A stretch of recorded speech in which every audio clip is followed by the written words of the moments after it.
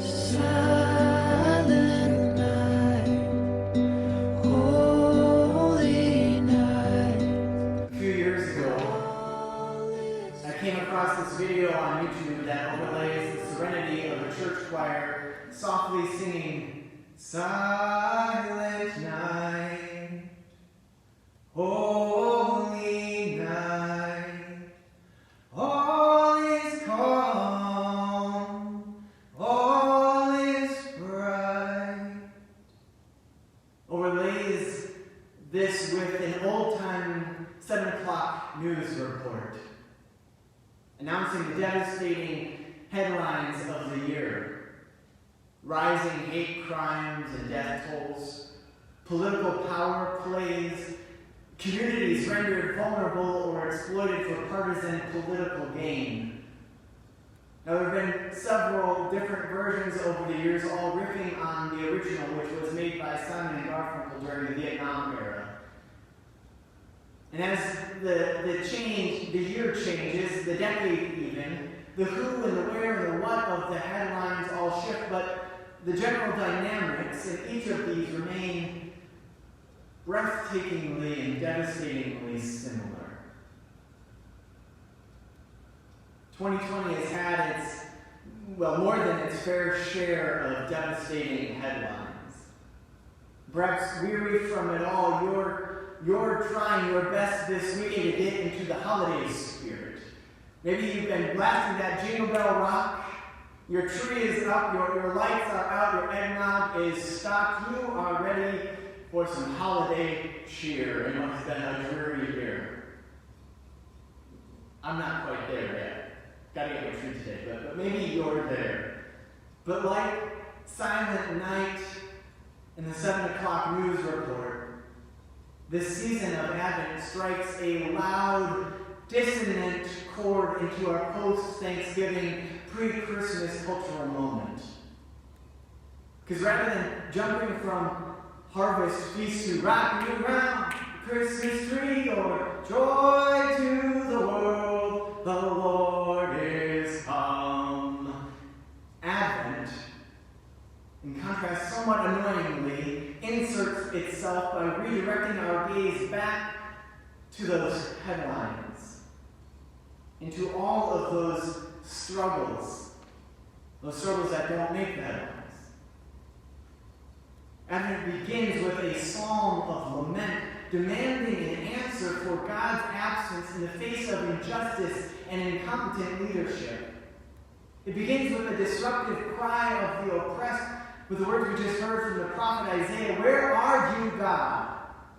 The suffering has gone on long enough. We need some good news. Come on.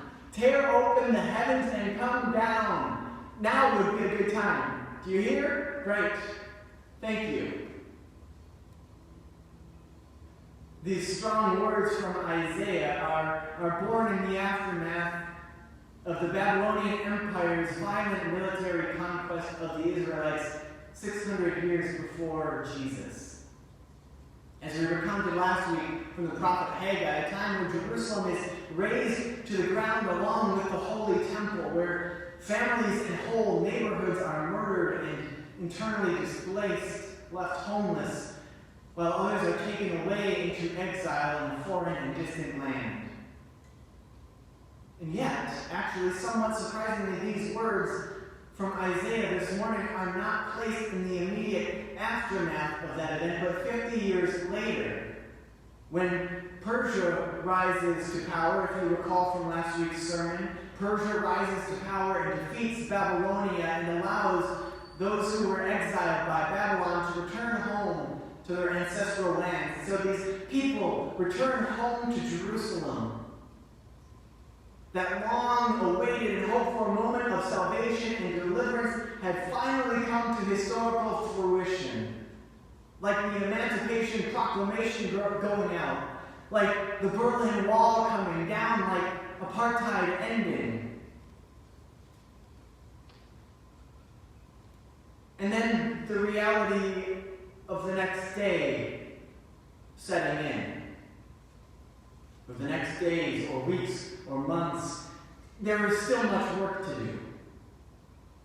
And of course, the people, unsurprisingly, were divided on how to get that work done.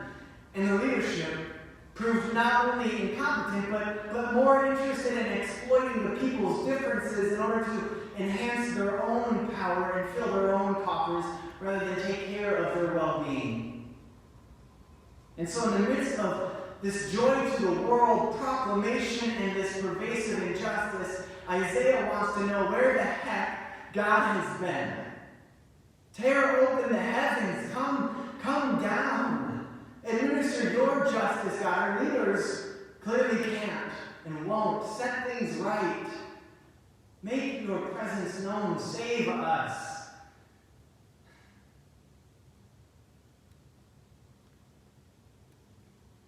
"600 years later, in the days of Mary and Joseph, this same sort of grief-filled longing for the presence and justice of God to be made known amidst oppression and hardship and suffering was again pervasive. And it gave way to a hope and expectation, even among many people, that a royal Messiah, an anointed warrior king, descended from the great King David himself, would rise up and, like the God longed for in Isaiah, would act decisively and with an iron fist to root out evil and destroy the powers who use their position to exploit and oppress. Where are you, God? End our misery. Make your presence known, the people cry.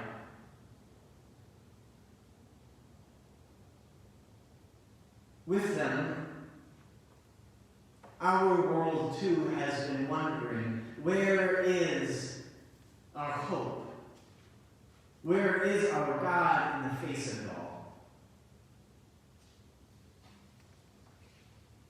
And this is where the season of Advent begins.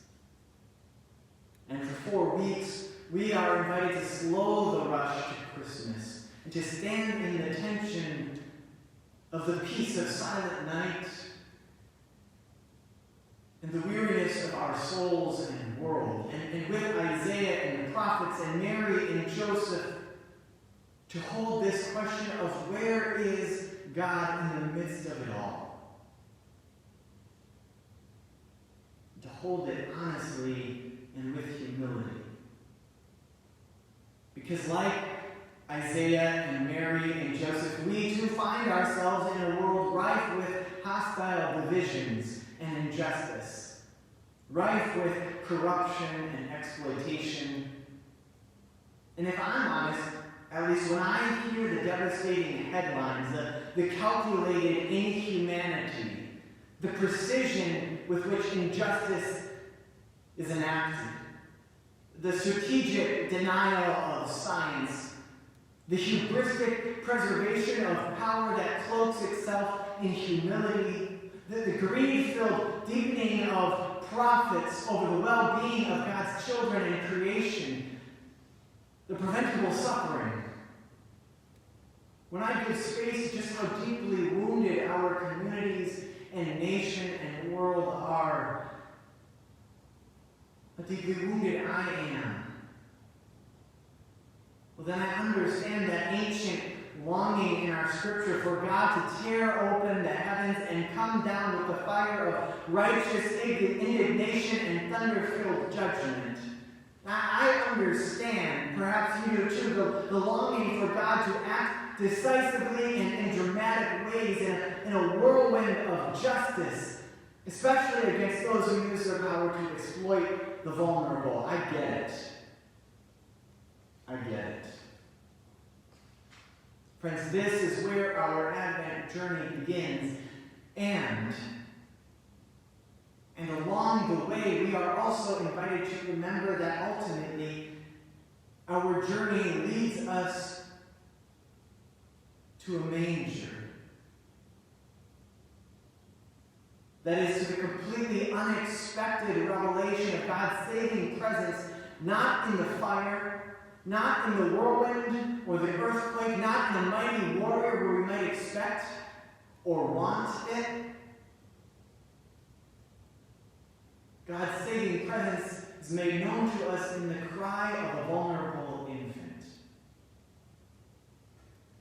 not just any infant,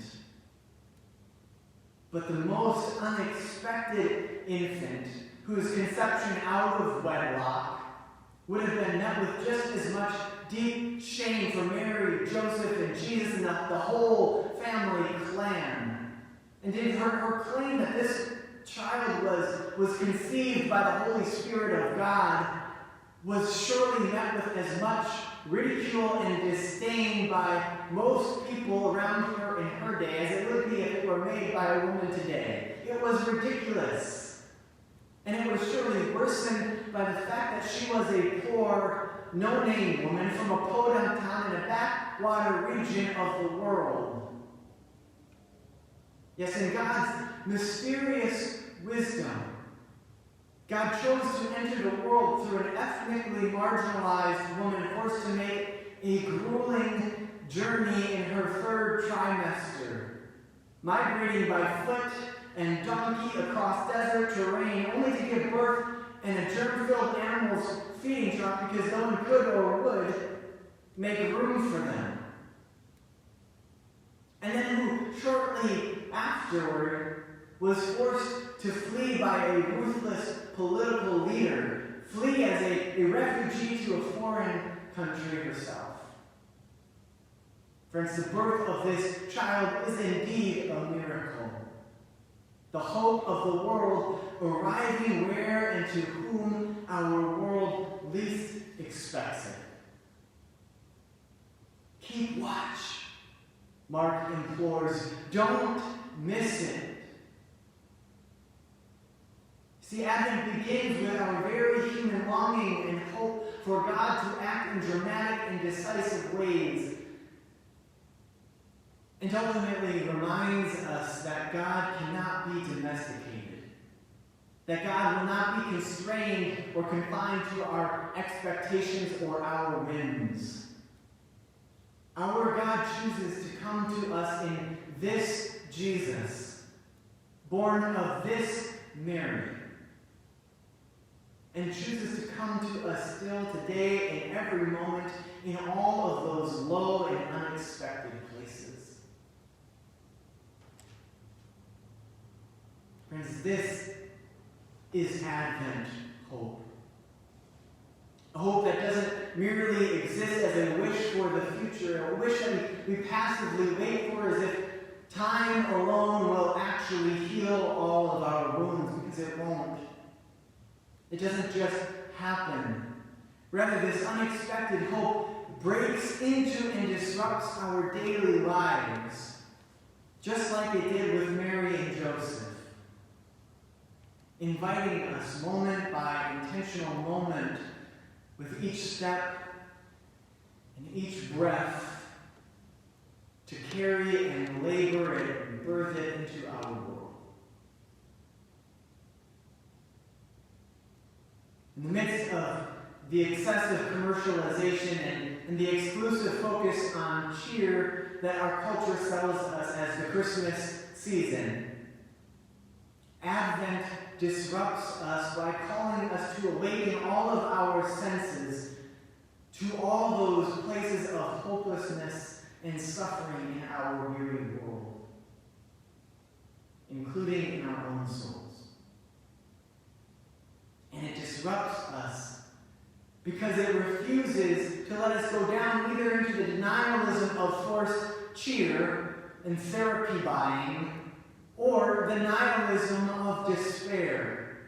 Friends, the goal of Advent is not to become more sad, but to enjoin ourselves to the pain-filled longing of a weary world, knowing that it is only through such passionate participation, such holy solidarity in the necessary patience that it requires for it to come.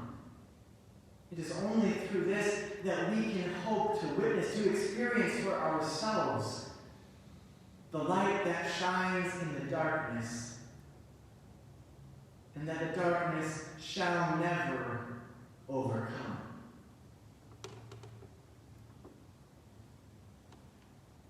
Friends, this year has been its own kind of Advent. waiting so long with as much patience and goodwill as we can muster, waiting for just an inkling of good news, of hope. So perhaps, as our Christmas seasons are frustratingly forced to look very different this year, perhaps the season of Advent offers us the space that we need to pause and to make meaning of all that we have been through, that we are still going through. Perhaps because of it, we are better prepared to encounter the unexpected and profound hope at the center of our Christmas story, which we've all too easily missed in other years. And so let this Advent be a time of preparing the way for the reign of God's love to break into our world. And may our preparation begin not merely with finger pointing, but with us, with ourselves, as we make a manger